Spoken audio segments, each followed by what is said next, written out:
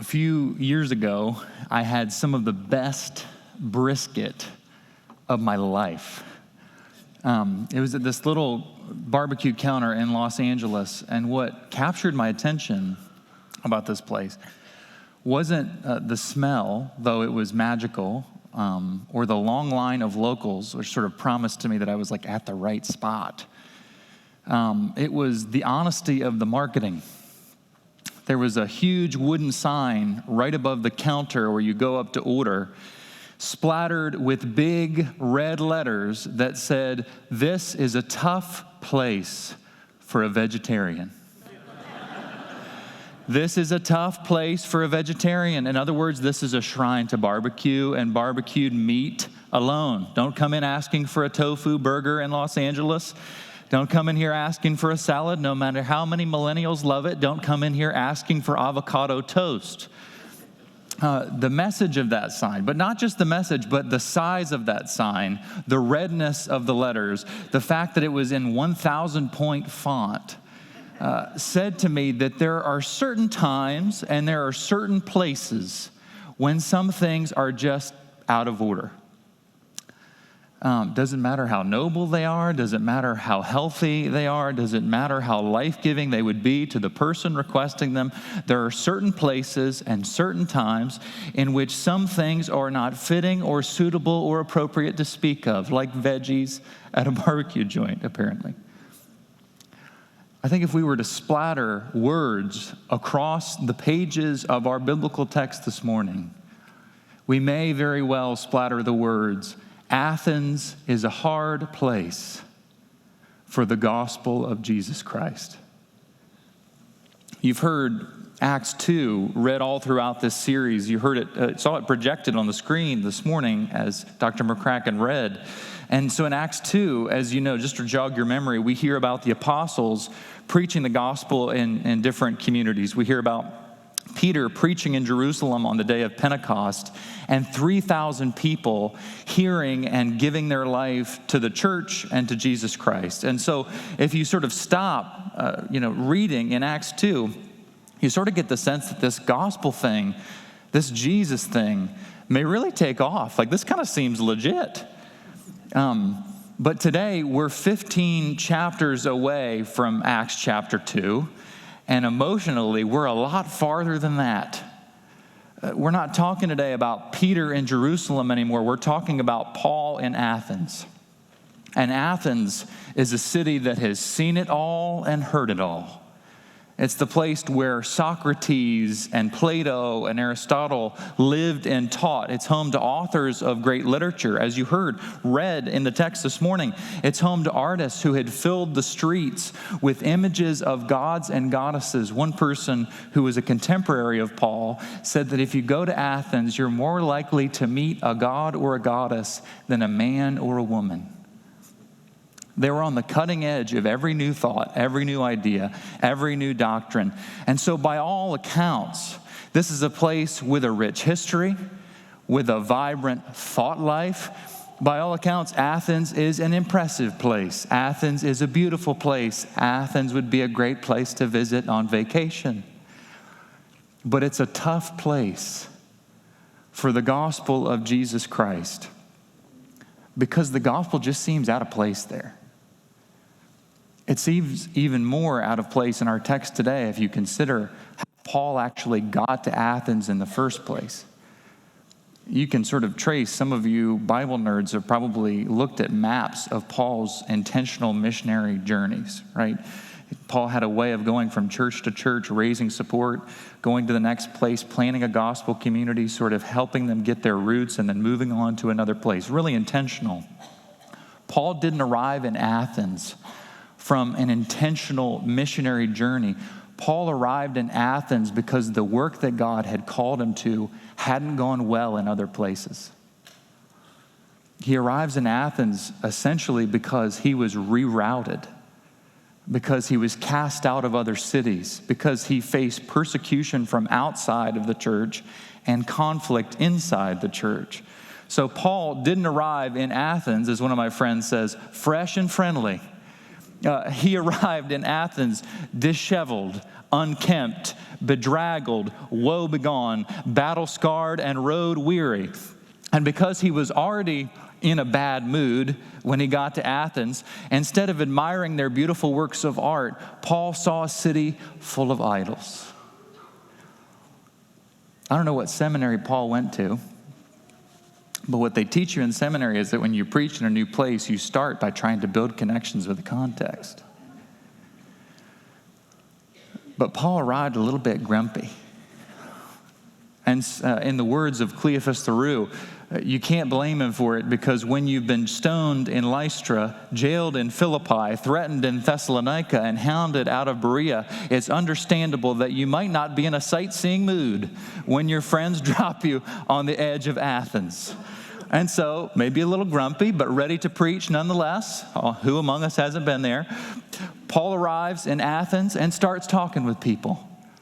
Verse 18 says that as he does, a group of philosophers starts to listen to him and then asks among themselves, what is this babbler trying to say? And I think as I read this is Paul.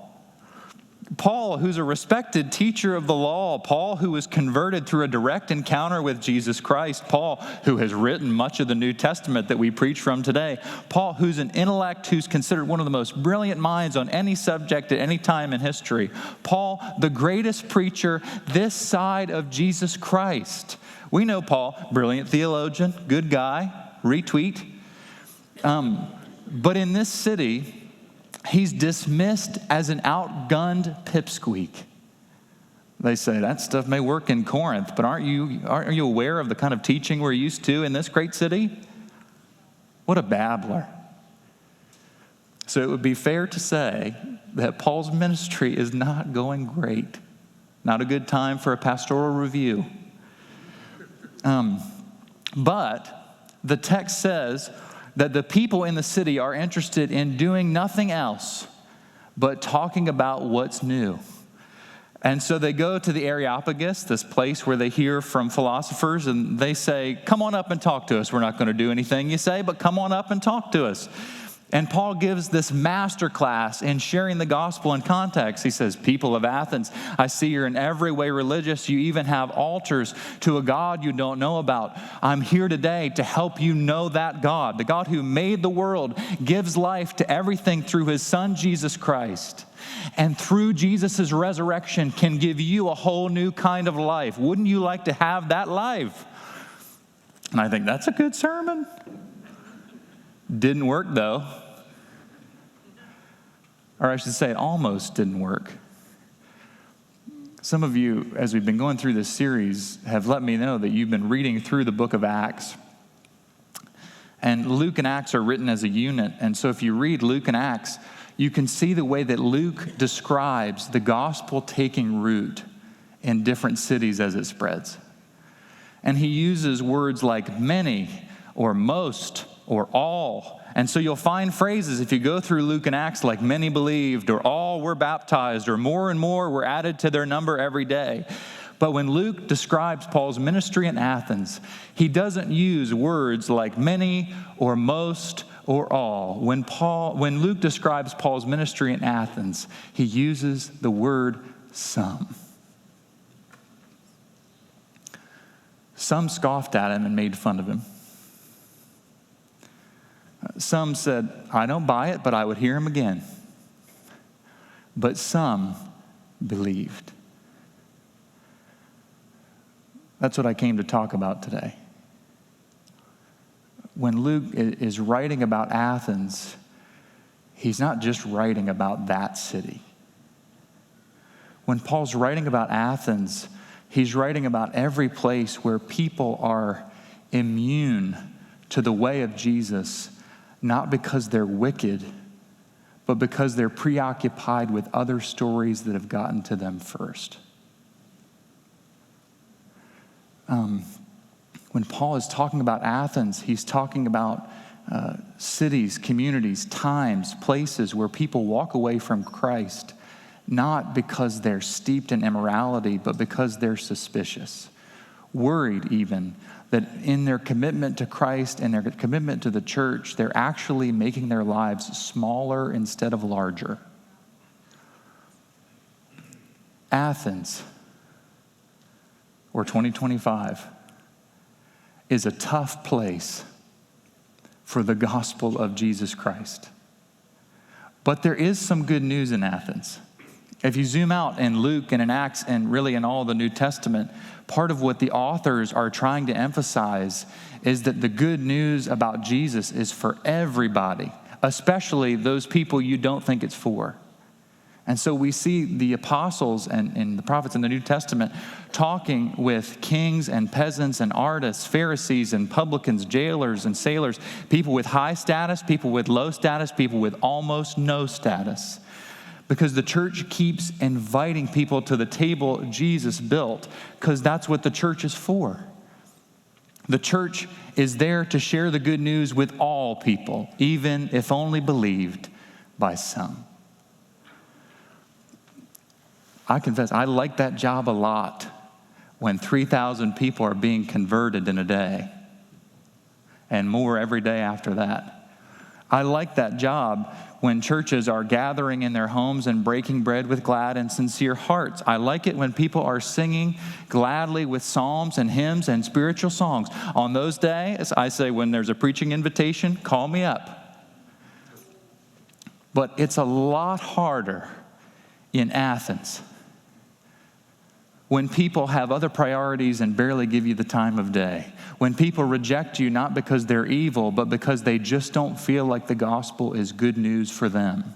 When people don't persecute you, but they don't really listen to you either. On those days, I would rather say, "Here I am, Lord, send Jordan." Because Athens is a tough place for the gospel of Jesus Christ. But somebody's got to go. And I happen to think, College Church, that may very well be part of the Spirit's invitation for us today. To be witnesses in a world that's just unconvinced, suspicious, who worries that committing to Jesus and to the church might make their life smaller instead of bigger. And unless I've made that sound too easy so far, what I'd like to do now is give you 3 reasons to opt out. Okay? The first is fear of being misunderstood. I think we're living in a moment where you and I all know that people are deeply curious about spirituality at the same time that they're deeply suspicious of the church. Some of that is because people are suspicious of institutions. Some of that's because of the scandals we see in the news. Some of that is because the religious marketplace is crowded, and so people tend to believe that all religions are pathways to God, but they'd rather not walk any of those pathways. Thank you very much. But if we're honest, I think some of that suspicion is because people in our culture have been watching the very public wedding between the Church of Jesus Christ and political forces that are bent on dominance and grievance. And so I think there are some people who are suspicious of the church, not because they're inclined to reject Jesus' teachings, but because they wonder why we have. I think one of the hardest parts of being a witness today is that we can be afraid of being seen as one of those people. We don't want to be lumped in with people who are browbeating others with a gospel that feels like bad news. We don't want to be judged by people who think faith is for the feeble-minded. We certainly don't want to be perceived as naive for believing. And so we hide our faith as personal and private and something that we can't really talk about. Living as a witness really can get you misunderstood. My dad once told me in high school, he said, "It's hard to be a light when so many Christians only want to use their high beams." And yet that's our call, to find a way of being a light without needing to use our high beams. The second reason I think we may want to opt out is fear of getting it wrong. The more I've been in church, the more I realize most of us are really good at knowing how not to evangelize. right? We don't love the idea of sales pitching someone into a particular set of beliefs. We don't love the idea of using hell to scare people into heaven for fire insurance.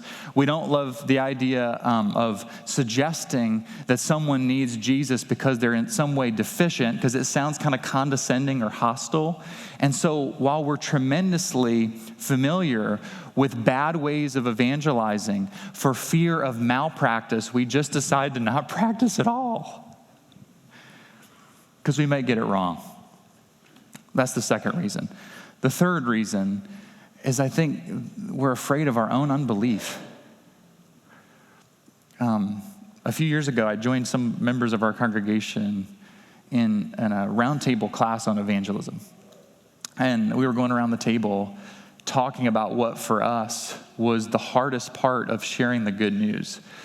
And one person at the table got choked up, but decided to push through it and say what was true. And I wrote it down in my notebook that day. He said, the hardest part for me is that I wake up each morning with so much doubt that I barely am sure that I have the faith I'd be sharing. I don't think he was alone in that. And when I looked around the table and saw the eyes of the people who were hearing his honest confession of what's true, I kind of knew he wasn't alone in that. I think you know and I know that sometimes we come to church to express our faith, and other times we come to this place to borrow some faith from other people until we have it again. I remember being in that place several years ago myself, which pastorally feels like there's 60% it's just a personal crisis, right? But 40%, it's a little bit of an occupational hazard. It's like, okay, we're going to make it through. And during that season, I remember my grandmother just calling me late at night and just wanted to check in on me. She was one of the most faithful people I've ever met. Knee-jerk reaction in every circumstance that I saw her in was to listen in prayer, to listen in conversation, and then to speak and act in kindness.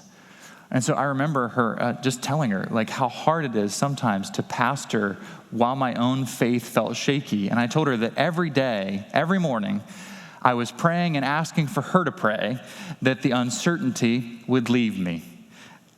And I'll never forget what she said. She said, okay, you pray that the uncertainty will leave you, and in the meantime, I'm going to pray that it stays. And I was rather taken aback. I was a little bit offended. And so I took 5 seconds of silence, and I said, okay, seems rude, but could you say more about that?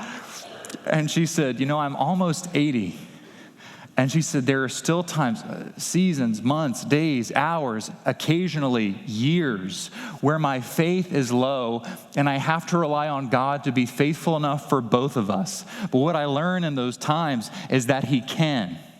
And she said, hon, it may be time for you to remember that faith isn't just what you do with your brain, it's what you do with your life. It's faith to gather with the body and partake in the sacraments. It's faith to forgive another person when you have every reason to hold on to a grievance against them. It's faith to be generous with your neighbors at the very moment when you're not sure you'll have enough money to make it to the end of the month. I confess that even in preparing this sermon, I've kind of forgotten that a little bit, because I've been so focused on the preaching in Acts that what I've totally missed is that God's people are called first to live as witnesses, and second, to speak as witnesses. Paul arrived on the outskirts of Athens because he was doing what God called him to do. The apostles preached, but they shared possessions and broke bread and healed the sick and served the poor. Jesus spent a lot of time preaching the gospel, and yet he spent even more time doing the gospel, touching lepers, training apprentices, weeping at a tomb, eating with sinners. Because what it means to be a witness, church, isn't just to have a way with words. It's to have a way of life. A way of life in the Spirit that's so contagious that it infects other people with health.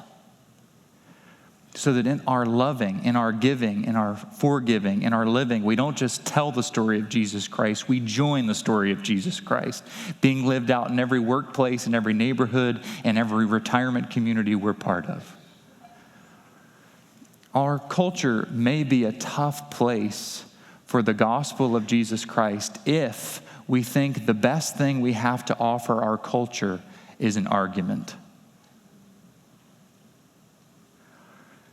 But the best thing, good news that comes from Athens, is that the best thing we have to offer our culture isn't an argument, it's a life. A life where love and joy and peace and patience and forbearance and kindness and goodness and gentleness and self-control spring up naturally. Our culture is so in need in this moment and in all moments of people who live in accordance with the fruit of the Spirit. Paul even goes so far as to say, you're so worried about laws and persecution. There's no law against the fruit of the Spirit. Do it. And so I keep thinking that part of what God's calling us today to do is to live a gospel life, a life that does with our time, with our attention, with our energy, the things that Jesus actually did.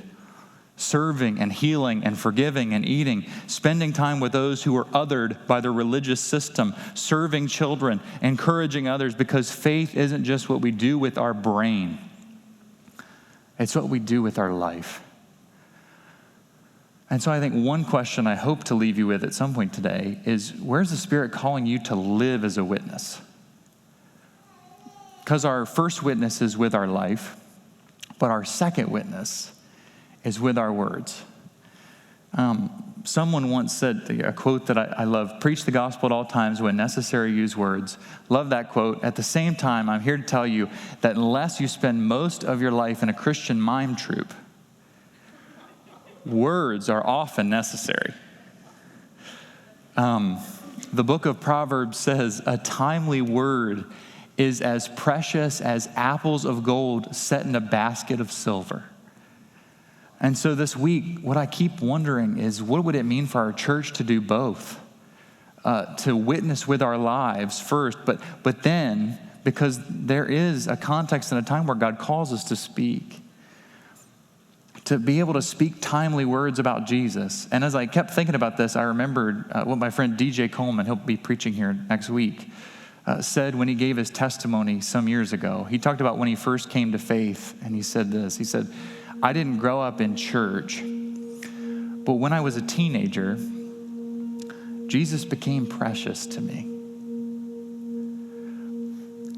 And this week I think, wondering what would happen, and if instead of feeling the pressure of memorizing a sales pitch for Jesus, feeling the pressure to memorize something and just get it right every time, I wondered what would happen if our church felt free to speak about what is making Jesus precious to us these days. And so this week I asked 6-7 people from our church what made Jesus precious to them, just to see what I would find. And I was talking to one of the kids in our children's ministry this week who said, I love Jesus because I see God every day. And I said, you do? And he said, oh, yes. I see God in the Bible. I see God in nature. I see God in friends. I even see God in people I don't like. And you know what else? I feel God's love in my heart. A grown-up from our church said, I tried my way, and it didn't work, and it never will. So I guess it's my experience with God that keeps me locked in. His way is the only way. The Spirit lives in me. I feel God bringing things to my attention and my knowledge and my feelings, and I know He's there. Another senior adult said, I've been kept in the faith by the absolute conviction that God loves me, that even after all these years, Jesus is the way, Jesus is the truth, Jesus is the life, and that life in Christ is just living in harmony with the environment for which we were created. Another said, after we lost our son, I remember feeling sadness beyond words, and it felt like complete brokenness and complete grief. I kept quoting Psalm 22, my tears are my food. And even there, God was present. I keep reflecting on the fact that Jesus wasn't a distant sky god, but that Jesus really experienced human life. And I keep finding that to be reflected by God's love shown through people, even in my darkest moments. Another said, I remember being a young adult and spending 6 weeks in an ICU bed. I was fully awake, unable to speak, and I had to reflect there. She said, who do I think God is really? What's God's character? She said, so I had a lot of time in silence, and I played all the old scenes in my head, my uncle preaching, my grandmother praying, watching her life lived out in obedience to God's call. And as I remembered their lives, I remembered that their faith was my faith too. Over the years, she said, I've encountered new and different hardships, and those years have counted for something. I'm a different person. My faith looks different today than it did back then. But I believe that if I have been constant in faith, that speaks more of the hold that Christ has on me than the hold that I have on him. His utter faithfulness has kept me pursuing him and growing in my faith. You don't have to sell people anything, church. Just tell the story. Tell them what God has done for us. Tell them what God has done for you. Tell them that this gospel can make a change, not only a change, but that this gospel can transform your life. Tell them the good news that this gospel doesn't give us tips and tricks for how to make a living, but how to build a life worth living. Tell them the good news that this gospel teaches us not only how to count our days, but how to make our days count. Tell them the good news that in spite of all the evidence to the contrary, this is God's world, and it will someday conform to God's will and God's way, because God is still in the business of leading right through death into a whole new life. Who knows what may happen if you use your life and your words to witness, but I bet what they said about Paul is what they'll say about you. That some scoffed at you and made fun and left. That some said, I don't buy it, but I'll hear him again. And that some believed. And that some can change the city. That some can change our neighborhoods. That some can change our schools. And so now my question for you is, where is God calling you to witness with your words? Not to sales pitch or arm wrestle people out of hell into heaven, but to speak a word that brings life. I've wrestled a lot with how to finish this up, because it doesn't seem like this is a sermon that you can really respond to on a Sunday morning, because it's not just something you do with your brain, it's something you do with your life. And so this morning, though, I think that God may be calling some of us to remember how Jesus is saving us right now. To say yes to embodying that specific good news in our word and in our life. And so at the front of the sanctuary, in between the slats of the kneelers, there's a little card with pens and space to write. And so on one side, I'm going to encourage any who are willing to write, why is Jesus precious to you? Just remember it. What's the good news in your life right now? And then on the back side of it, I'm going to encourage you to write down, who is God calling you to share this with?